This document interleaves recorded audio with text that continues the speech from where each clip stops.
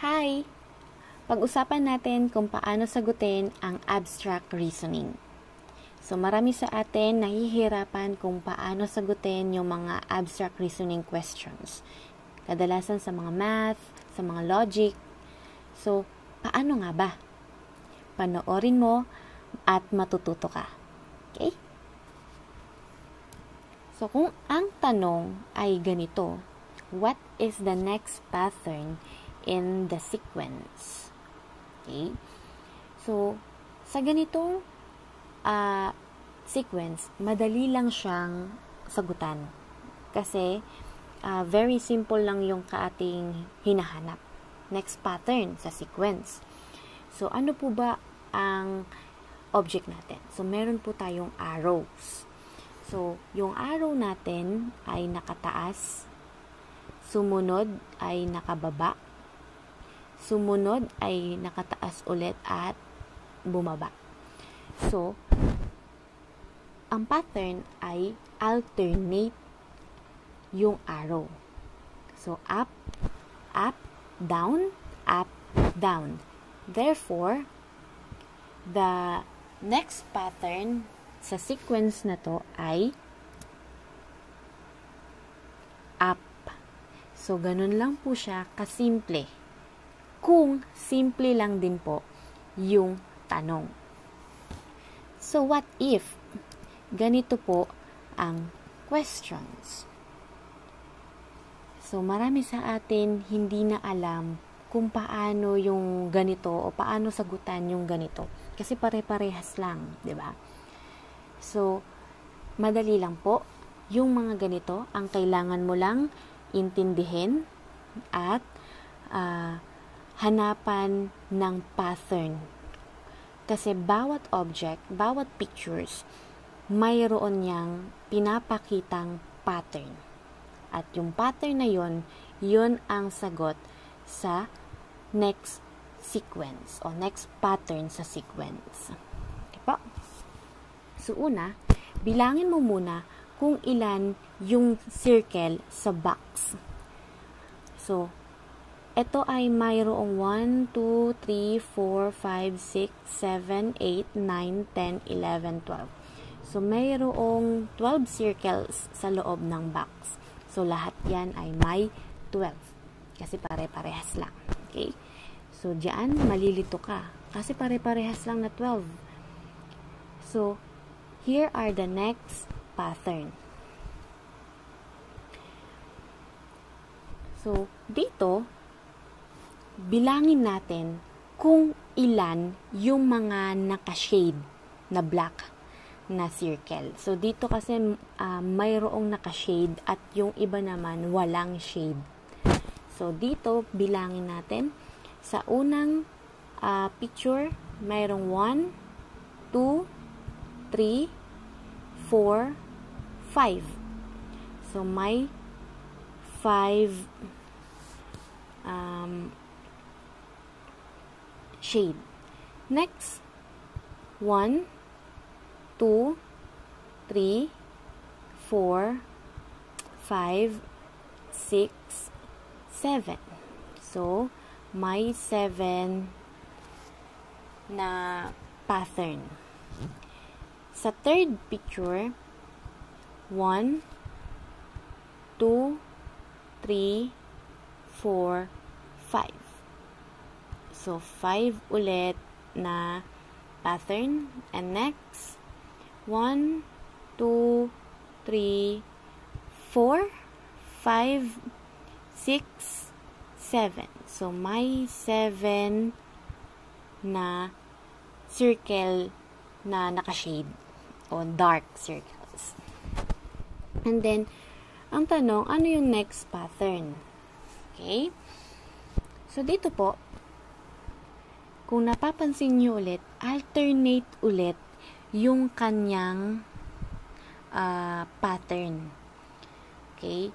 So, therefore, kung ito ay may 5, may 7, 5, 7, therefore, the next pattern should be 5.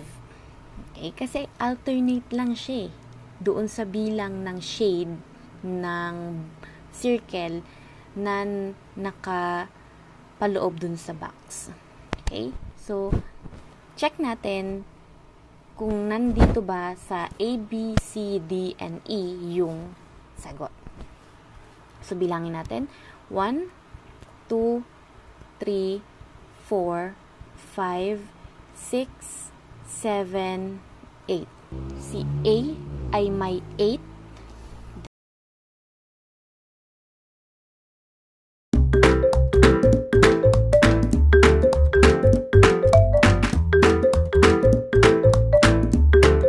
So, Therefore, natin ang lahat ng sagot circle sa next pattern dito sa sequence ay si letter E.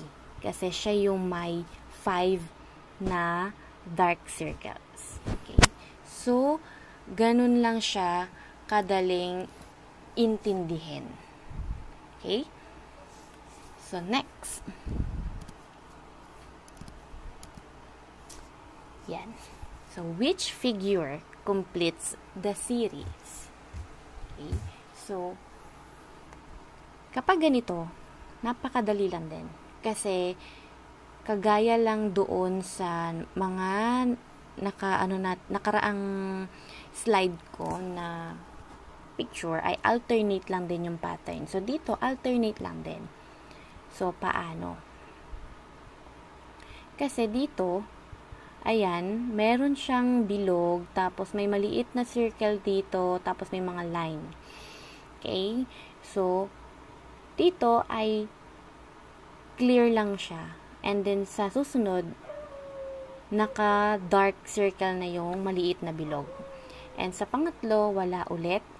Pero, ang nabago, nadagdagan siya ng isang line. Okay? And then, sa pang-apat, nag-alternate ulit.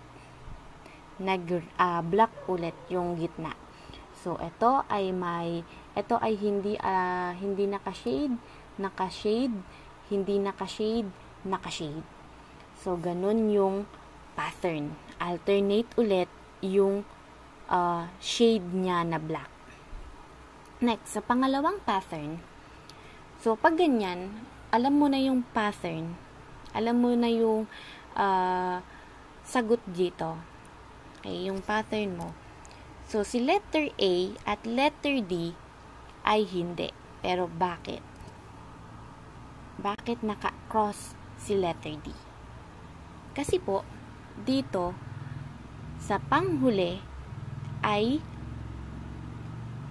naka-shade siya. Therefore, the next pattern ay hindi dapat naka-shade. Okay? Kaya naka-cross si letter D. Ngayon, dito, sa letter A, bakit naka-cross din siya? Kasi kung titingnan nyo, mahaba yung mga line niya compare sa line dito kay letter A. That's why si letter A at letter D ay hindi siya yung tamang sagot dito. Okay? So, cross na natin si letter A at letter D. Next. The next pattern ay look for the lines. Okay? Sa mga lines. So, sa mga lines, dito ay ganyan yung lines, yung isang haba, pero hindi siya, wala siyang shade. Dito naman may shade, pero walang nagbago sa line. Sa pangatlo, nadagdagan ng isang line. Sa pang-apat, same pa din, pero nag-circle lang, o nag-dark lang yung circle niya. So, the next pattern dapat ay hindi naka-shade yung gitna. So, the right answer, or the correct answer is letter C. Okay? Kasi, ang hanap natin ay hindi naka-shade. And, hindi maliit yung kanyang lines. Unlike sa letter A. So, ganun lang po kasimple. Okay?